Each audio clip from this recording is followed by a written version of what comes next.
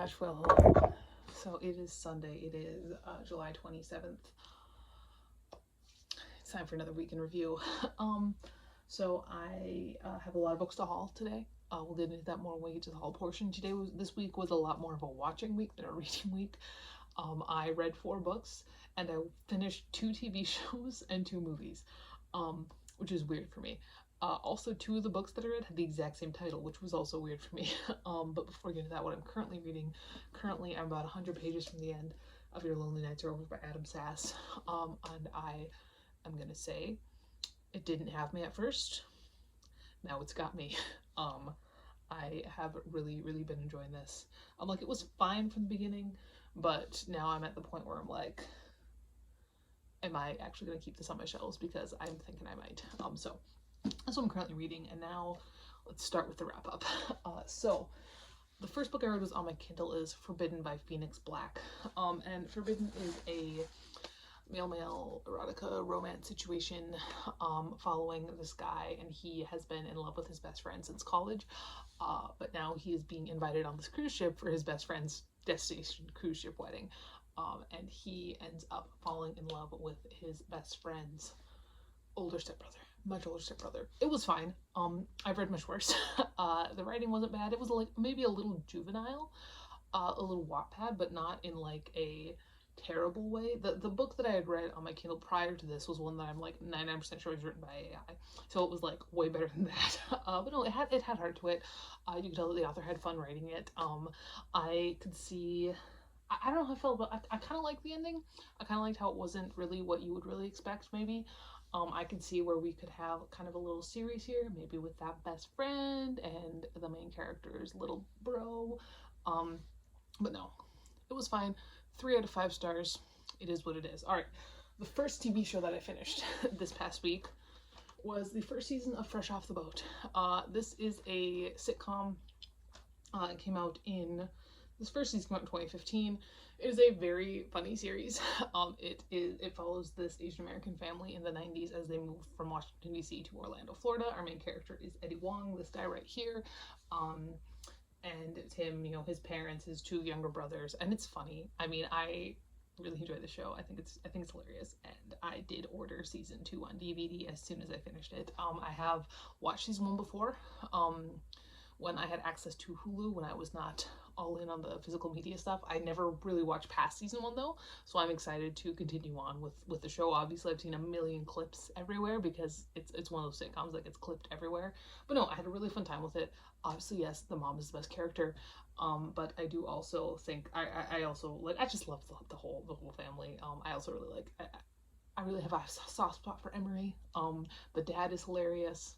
But no, it was a good time. And then I watched my first movie of the week, which was The Number 23, which has Jim Carrey in it in a serious role, which is interesting. This came out in 2000, I want to say 2003 maybe. Was right for the first, no, 2007. Darn. I was looking at the wrong date. All I know about this movie beforehand was that it is one of the previews in The Butterfly Effect, which I have watched on DVD. So The Number 23 follows this man. He is a dog catcher, and he's fine. His life is okay. It's not like anything stellar. It's fine. It's whatever.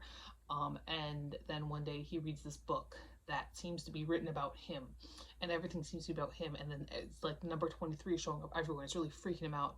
And I'm just gonna say what this is like. Obviously, this changes when you get to the end, but throughout the majority of the movie, I'm just like, this is really just giving me the vibes of man has never read a full book in his entire life, reads his first book, and gets really, really wrapped up in it and thinks that it's really, really just he is the only one who sees the true meaning. Because you've met those guys, right? Like, that's what it felt like. It was a fun time. I mean, it's not one of my favorites or anything. It was alright. I don't think it's as terrible as a lot of people say it is. I think it's fun, kind of mindless, thrillery stuff. I think I gave it 4 stars on Letterboxd. It is what it is. And then I read my next book, and that is Turtles All the Way Down by John Green. This is my first time reading Turtles All the Way Down. This is my first time reading Turtles All the Way Down. I was in high school when The Fault in Our Stars came out. So naturally, I read all the other ones when I was in high school.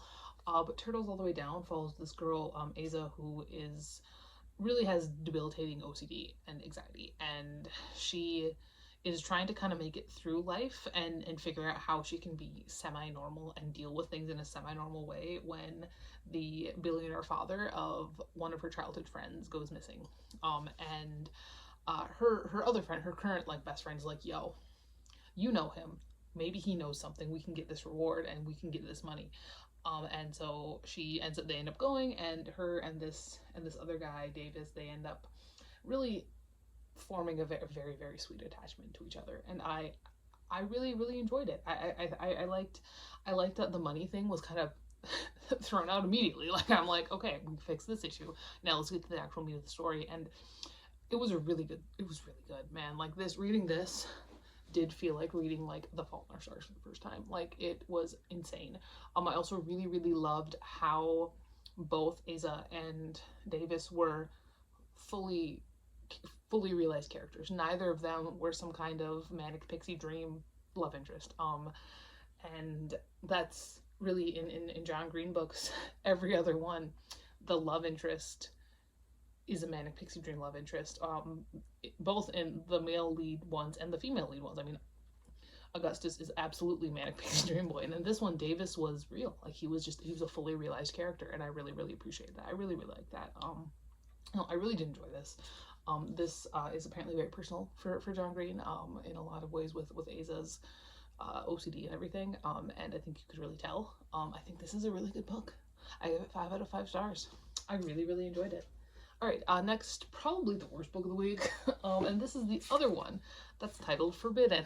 This is Forbidden by Kimberly Griffiths Little. This is an arc that came out in 2014. I don't remember where I got the arc. I think it was probably shoved in one of those lots of books on eBay that I bought a couple years ago. But this is a historical fiction, but it takes place like in a biblical time, which was kind of interesting. Like we're talking about King Hammurabi, and like, I'm not religious, but I did grow up in North Dakota, and I did also get an English degree, which requires you to understand a certain level of biblical context. So that was kind of interesting. But it follows this girl, Jaden, which is a choice for a name. This girl Jaden, who she is betrothed to the man who's basically gonna be king of their Sand tribe people. But she's feeling really weird about it. Like, she's not quite sure if she really likes him. And she's not quite sure how good of a person he is. And then she ends up meeting the stranger, and she just immediately falls in love with him. And then it's all about, this is like the first of a trilogy. The first Forbidden, that counted for her kid for the last 10 years. That came out in 2025 for award entrant. Turtles All the Way Down by John Green, that was an entrant in the Goodreads Choice Awards. And for Forbidden, I was about to mention that I didn't count this for the series one because I didn't really want to commit to reading more of this series because I didn't like it that much. What I did count it for was Become the Avatar Fire for the cover, because this looks kind of like fire. It's red, you know how it is. I'm really kind of bullshitting my way through that one, but I'm gonna do both of them. I'm gonna do both cover and title, so it's okay. Anyway, as I was saying, I didn't, it is a series, but I didn't want to commit to it. I didn't like it that much. So much of this just felt so stupid, and I can enjoy historical fiction, but I feel like with most people who enjoy historical fiction, it's got to be the right time, and this is not the right time. Like, I thought it was kind of unique that we were like in the desert. That was kind of cool, but it wasn't really anything I really cared all that much about. I did give it 3 out of 5 stars. I think that for the right person, this is probably a good book. Not for me. All right, and then the last book that I read this past week was the 13th volume of Full Metal Alchemist. This is for adaptations because this does have a TV show. I could have used animation. I didn't. I probably should have. But this is the 13th volume of Full Metal Alchemist. This is not a manga series that I'm really interested in, so this is not one I'm reading in order. I have a vague familiarity with the source material, not a big one, but that kind of vague familiarity that I think everybody who was vaguely into anime in the 2000s had with source material. But this follows Edward Elric, who is a alchemist. Alchemist? Yeah, it's an alchemist. That's what he is. Very vague. Very vague. And in this one, he is fighting envy and greed, and he gets swallowed by greed, and it's kind of funny. It was kind of fun. This is one of those ones where like I can tell that this is a very good series, but I don't really have it in me to actually get into it. You know, like I could see myself getting into the anime, but this is not a series that I really have it in me to get into. It's good. I mean, and I think it's a standard for a reason, but you know how it is. All right.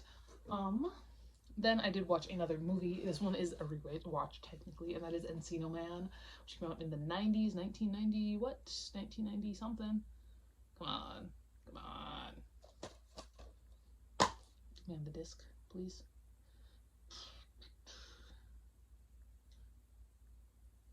It's not going to tell me. It is not going to tell me what year this came out. It came out in the 90s, but it has Pauly Shore and Brendan Fraser in it. And I do have to admit that I do enjoy a Pauly Shore movie. I really like Pauly. I do like Pauly Shore. I like The Son-in-Law. I like Biodome. I like In the Army Now, but most of all, I do love Encino Man. And Encino Man is helped along by the fact that Brendan Fraser is also in it, and I do like Brendan Fraser. What this movie is about is it follows these two high school losers, Pauly Shore and his friend Sean Astin, who are trying to dig a pool. They live in California, Encino, hence, and they end up uncovering a caveman who has been frozen in ice, Brendan Fraser, and so they thaw him out, and then he ends up going to school with them, and Sean Astin wants him to make them cooler, and Pauly Shore just kind of wants to be his friend because Pauly Shore is really above all that stuff. And one thing I do like, I love, my favorite Pauly Shore movies are this one and like The Son-in-Law, where Pauly Shore's character is really so unconcerned with anything other than being happy. You know, like this one and in The Son-in-Law, like he's not Pauly Shore's the best guy in this movie. like he's just great. He's wonderful. He's a little annoying, but he's wonderful. You know, and I love this movie so much. I think it's funny. I think it's great. I think it's heartwarming. I love it. I love Encino Man. I think it's it's definitely the best Pauly Shore movie. It's a great movie. And then last night I finished up America's Serial Killers Portraits in Evil. Disc 1. This has The Monster Within and Among Us, which is Jack the Ripper, Killers Without Consequence, H.H. Holmes and Jane Toppan, The Boogeyman's Gonna Eat You, Albert Fish, Serial Killing Begins Again, Boston Strangler, Ed Gein, Lipstick Killer, Men Who Like to Kill, Zodiac, Son of Sam, Charles Manson, and Ted Bundy.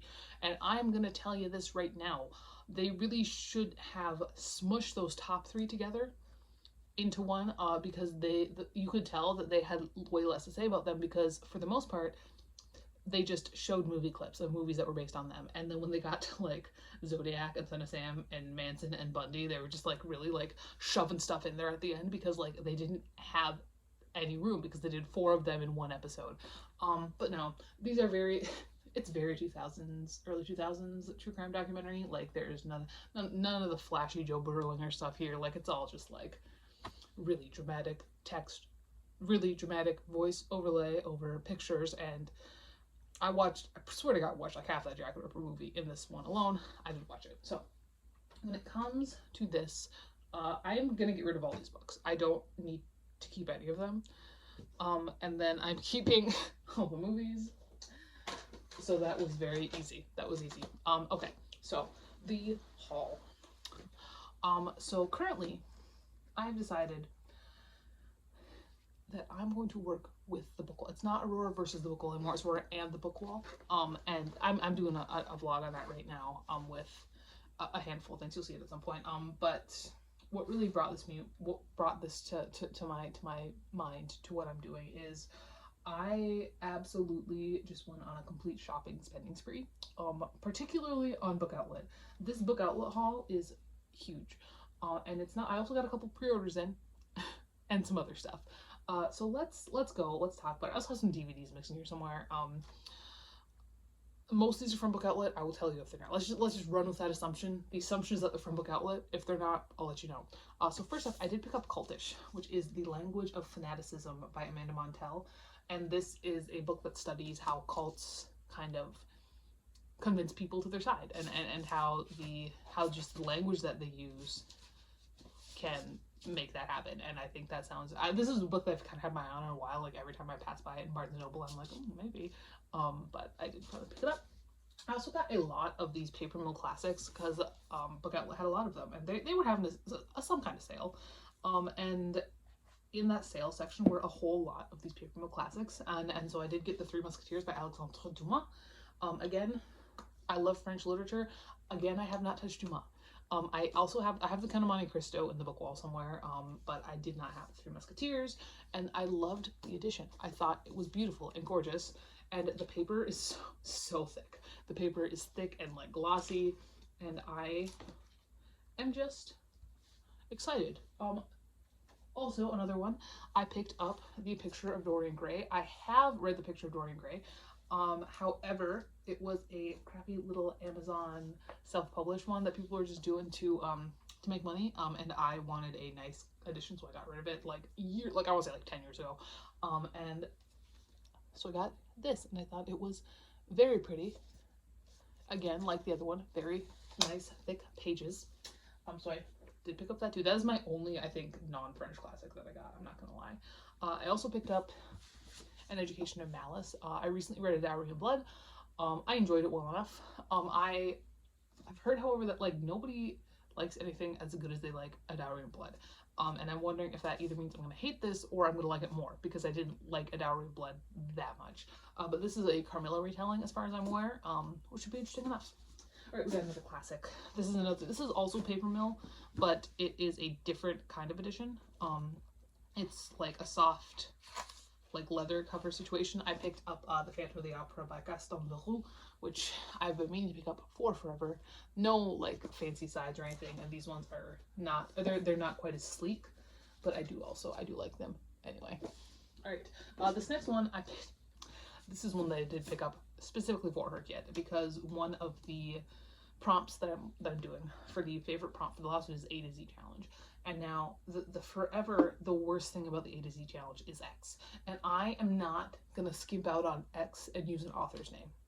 That's what I've seen people do. I'm not gonna do that. So I did find a book that I would read that does start with X. That is X Troop. The Secret Jewish Commandos Who Helped Defeat the Nazis by Leah Garrett. This is a nonfiction book. World War II. World War II is not my favorite nonfiction, but I'll read it, and it starts with X. So I did pick that up. Alright, then I picked up, I believe this is a YA like romance, and that is Dating and Dragons by Christy Boyce. I have been falling deeper into Dungeons and Dragons stuff recently, which is sad because I don't have a group anymore. But I've started like rewatching Critical Role stuff, and I just thought it would be fun. So, alright. I picked up an Ali Hazelwood. I picked up Love Theoretically. The only one by Hazelwood that I've read is that first one, The Love Hypothesis. And I liked it. I thought it was fun. I thought it was cute. I figured I would pick up another one of her books.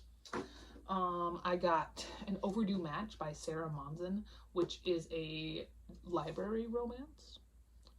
I like library, so I picked it up. Then I picked up The Fastest Boy in the World by Elizabeth Laird, which, to be honest, I picked up because I heard Laird was really good with like children's middle grade fiction, and I wanted to read it and then put it in my classroom. So there's that. And then I've got two books that I actually held the first book in the series last week. I have been trying to think if the series actually existed for like my entire adult life. And a couple weeks ago, I posted on r/what's that book, and somebody found it, and so I did pick up books 2 and 3 of the Nightmare Academy series, Monster Madness and Monster War. So now I do have all 3. So that's very exciting. Then I did get a pre-order in, my first of a couple pre-orders, The Library at Hellbore by Cassandra Khaw. I'm so excited for this book. I love Cassandra Khaw so much. Everything I've read by Cassandra Khaw I've loved so much. And I actually saw this at Barnes & Noble like a week before it came out, but I knew I had it pre-ordered, so I didn't buy it. But now I'm so excited. This is stunning. I love the edges. I'm pumped. I love Cassandra Khaw. I don't even really know what this is about, but I love Cassandra Khaw, and I will read anything she puts out. All right, I did get a New Yorker in. Talk about the heat wave, July 21st. Then we're back to, we got some more from Book Outlet. I did get Blackwater by Jeanette Arroyo and Ren Graham, which just seemed like a fun thing. Some of these books I just grabbed, man. I ordered like 20 books from Book Outlet. It was like 22. It just happened, man. And then this one, they sent me 2 copies of Immortal Longings.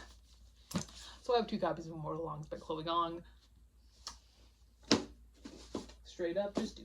Alright, then my other pre-order came in, and that is Monthly Girl Suzaki-kun Volume 16. I'm so excited. This is my favorite manga series. I love Monthly Girl Suzaki-kun, and I just want it to keep going forever. But like, I also want Nozaki and Sakura to get together, and like, I know that that's like the end game, but like, we get like one of these a year, and I just like every year I'm just like, come on.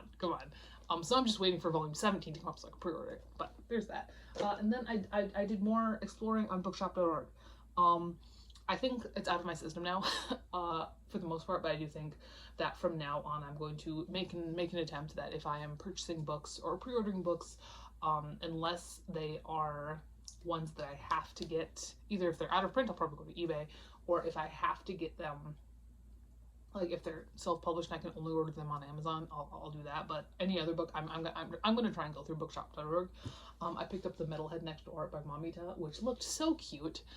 It is a BL. I was not aware it was explicit, honestly. I didn't know this was an explicit BL one-shot. Actually, I just thought it looked cute and fun.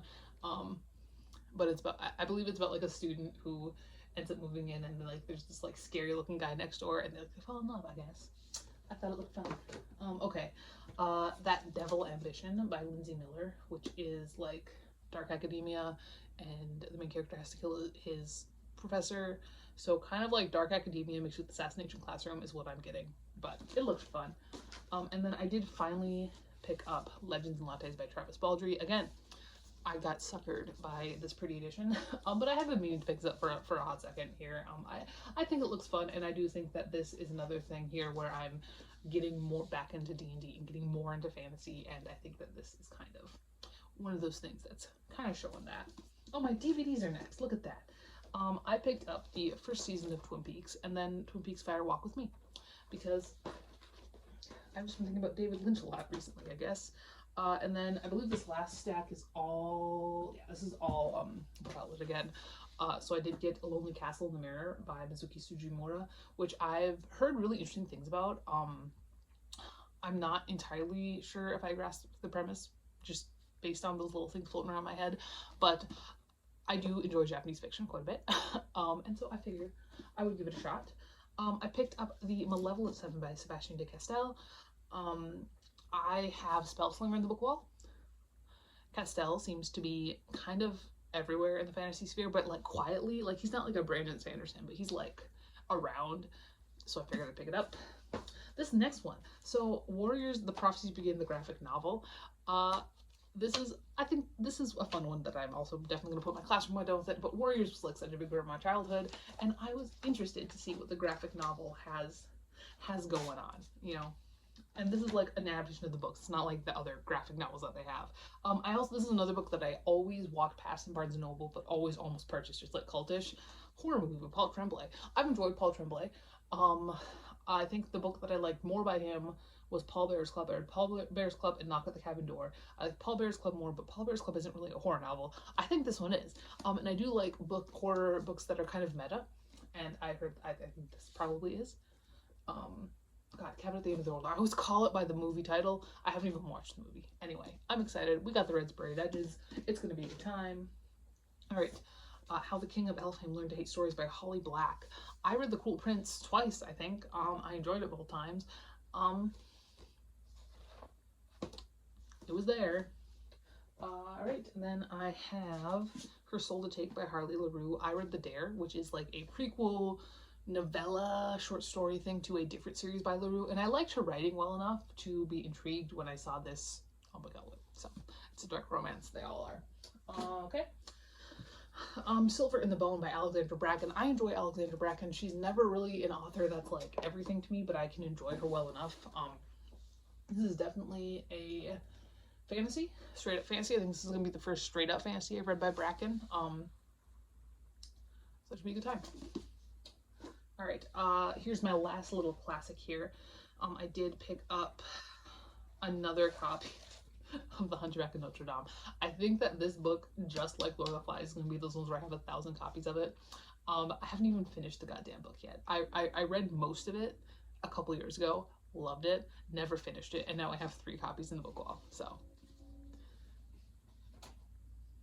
beautiful. And the last book I have here is Stars and Smoke by Marie Lu, which is like spies and also pop stars. I am still kind of like, I really like the Legend series. Do you remember that series? It was a good series. It was dystopian. I did pick this up. So yeah, that's that. That is everything. I at least don't have to put away any books other than those. I don't have to shelve these. These are just going straight in the box. But yeah, that's everything. Hopefully I will read more next week. Yeah, I was just kind of more focusing on movies, I guess, this week than reading, which I don't really like very much. I don't like that I tied. That's weird to me. I've never tied before. Normally, like, books are way over the movies, but that is that. I will talk to you later, and goodbye.